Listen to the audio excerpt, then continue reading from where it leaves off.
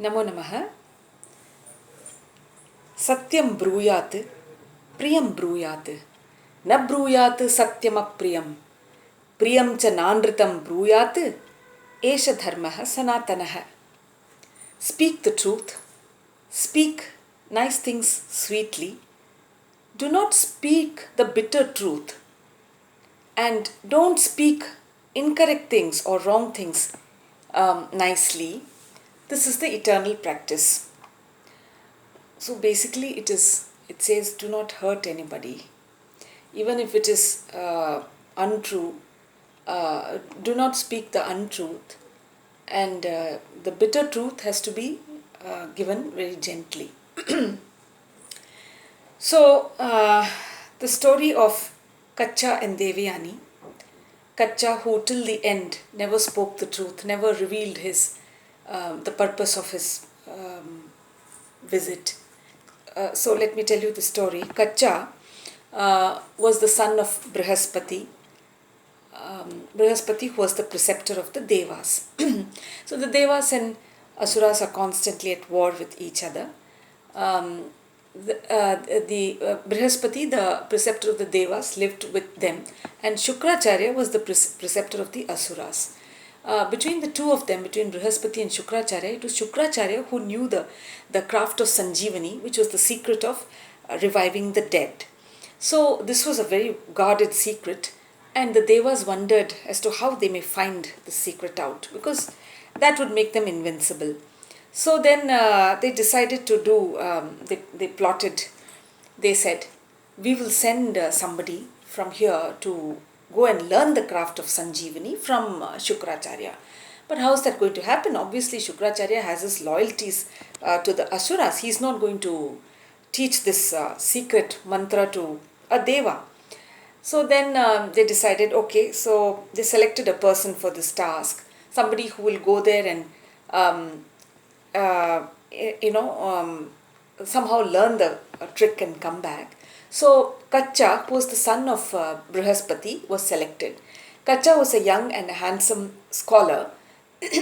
So he he was chosen, and he traveled to the Asura, to the world of the Asuras, and he came to Shukracharya, and he told him that he would like to become his disciple. So Shukracharya saw that he was dedicated and took him as his pupil.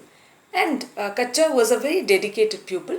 He would serve his master, his guru, and do all the like it was in a Gurukula kind of education that was imparted to him, and he lived there with Shukracharya, and his daughter Devyani was also there. Now the Asuras, they started suspecting something foul. So they said, why should the Devas send somebody here to Kacha to learn from Shukracharya? When when he is there, he's so intelligent and he's so scholarly, erudite himself, why must Kacha come here? So they were suspecting something. They had this feeling that it was perhaps to surreptitiously know the secret of the Sanjeevani mantra, and they decided to kill Kacha.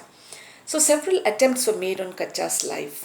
So first, Kacha was in the forest, looking for some firewood for the guru's household, and in the meantime, in the midst of all this, Kacha and Devyani had fallen in love with Kacha, and she was waiting for Kacha to finish his period of study under her father, and after that she hoped that that he would propose to her, and that she can get married to him. This was her plan in her mind. But meanwhile, Kacha the other Asuras were plotting to kill him, and indeed they did. So they killed him and cut his body and fed the flesh to the dogs. Okay. Then Devyani, who was waiting for Kacha to return from the forest, she waited and waited, and then she was very agitated. She also knew that something was brewing. She knew that the Asuras were plotting to kill Kacha. So she pleaded with her father, Shukracharya, to bring Kacha back to life. So Shukracharya brought Kacha back to life using the Sanjeevani mantra. Then after that, a second attempt was made on Kacha's life. This time the Asuras pounded his body nicely and made it into a fine powder and threw it into the ocean.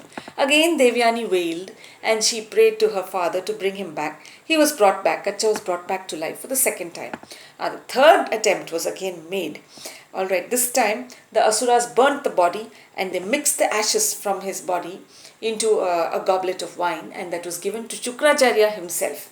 Shukracharya did not know, and he had a weakness for wine and he gulped it. Now Kacha was inside of the Guru, or inside of his Guru, and from within he spoke. He says, "Oh Guru, I don't know how I reached your stomach. I am here." Then Shukracharya says, "Oh, now how do I bring you back to life? Devyani wants you back." Then he tells Devyani, "See, if Kacha has to come back, it means that I have to die. There is no other way I can bring him out." Then Devyani says, "No, I want both of you alive. I will not compromise. I want you, oh father, and I want also Kacha to come back." Then Shukracharya realizes, "Oh, so now I understand why Kacha was sent here. It was to learn the craft of Sanjeevani from me. See how tactfully the whole thing has been played out." And he was very angry with the Asuras for having, helped this whole thing happen. So then, but now he doesn't have a choice. So he says, "All right, Kacha, I will have to teach you the mantra, the secret mantra. Let me give you the secret mantra. Then I will perish. You can come out, and once you're out, you can again say the mantra and bring me back to life." And so it happened as planned. So Shukracharya died. Kacha came back to life from his stomach and he was resurrected, and he said the mantra, and the Guru also came back to life. So the Guru was very happy with his pupil. Then he went and reprimanded the Asuras. He said, "This is what you have done. You facilitated it for him. Now he knows the secret now." Then he says, "But not to worry, because Devyani and Kacha will very soon get married, and we will keep Kacha here. We will not let him go back to the Devas." This was the plan. Meanwhile, there was a complete twist to the tale. Kacha, now that he knows the mantra, the purpose of his visit is accomplished. So he walks up to Devyani and he says, "All right, Devyani, my period of study is over. I take your leave." Devyani is shocked. "What? But you're supposed to marry me. You you said you would. You would. You gave your word. You spoke nice things. You spoke sweetly. But now you're telling me that you have to go back." And he says, "No, I cannot marry you. I have to go back. It is the truth. But you have to let me go. I will have to get back to my realms." So Devyani was heartbroken. She wails and she complains to her father. And then in a fit of anger, she curses Kacha. She says, you have tricked my father and me and learnt the craft of Sanjeevani. And you did not speak the truth. You did not tell the reason behind the purpose of your visit at the beginning. You led me on and you made me believe that you will marry me. So you have been unfair. I curse that you will never be able to use your knowledge of Sanjeevani on anybody. This is my curse." Then he says, "That's not correct, Devyani. You are not justified in cursing me. All right, I will not be able to use it, but I can definitely pass on the knowledge to my students, to those who tutor under me. I can do that. And in return, I also curse you. You will never, no rishi will marry you, because for what you have said, for the harsh words that you have used, you can never become the wife of a rishi." So, and the curse came true, because eventually Devyani gets married to a Kshatriya, King Yayati. So this is how, and he left. Kacha left for the heavenly abodes to be with the Devas.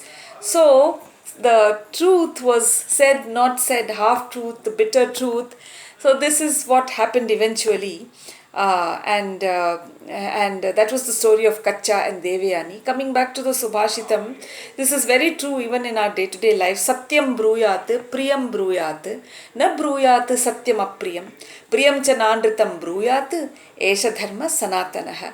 Be gentle, break the difficult news in sweet, gentle words, even if it is the bitter truth.